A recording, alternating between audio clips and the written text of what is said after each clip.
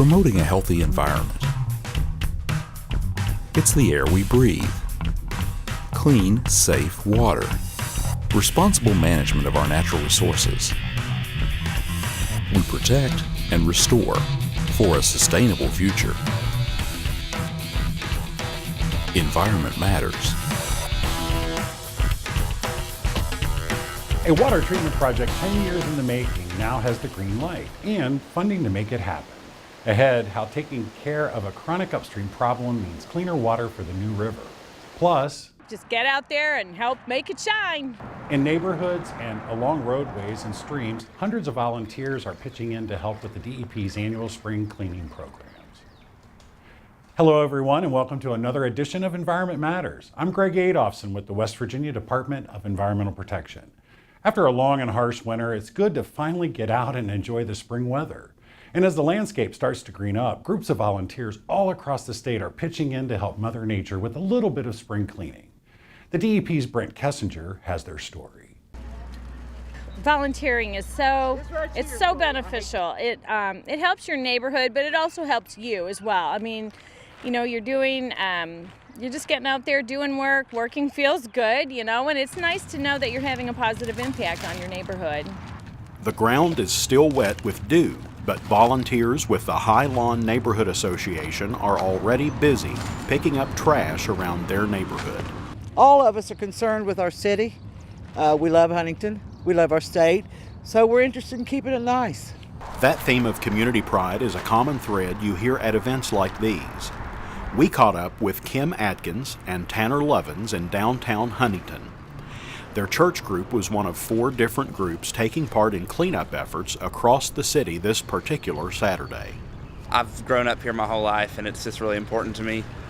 This town is very important. So just to see the place grow as everything's being built up and businesses are coming back in, we want to make sure that we clean up the area so it attracts people, and it'll just make everybody feel better if the place is clean.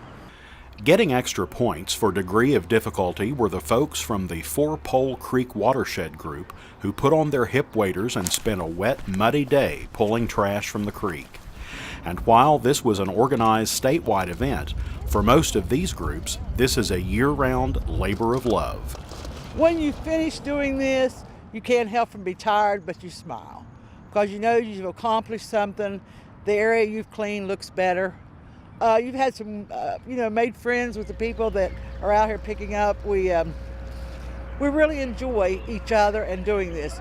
It's just a sense of fulfillment. I go out on a regular basis just for 30 minutes around my house and fill up an entire trash bag because the wind blows trash around or people are just careless and throw it out, and it really doesn't take much at all. You can walk to the park or walk to work and take a Kroger bag or a Walmart bag and just pick up trash as you go. It's that easy. The DEP helps groups by providing gloves, trash bags, and litter grabbers, and also arranging haul-away and landfill disposal, but program organizers say it's volunteers like these and their efforts that make up the backbone of the program.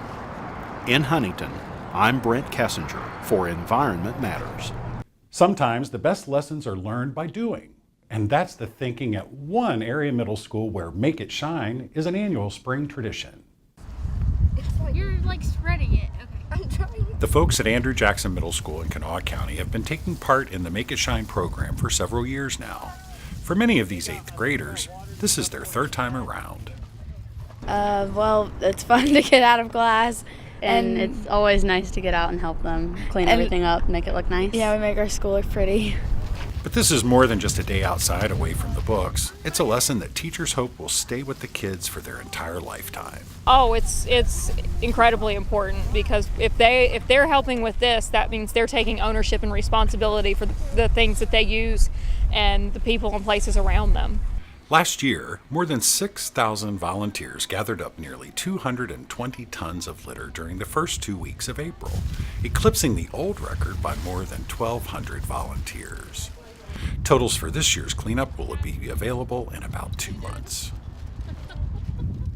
The DEP's other big spring cleanup event, the Adopt a Highway Spring Cleanup, is set for later this month. Earth Day is April 22nd. First celebrated in 1970, Earth Day is now observed in more than 192 countries worldwide.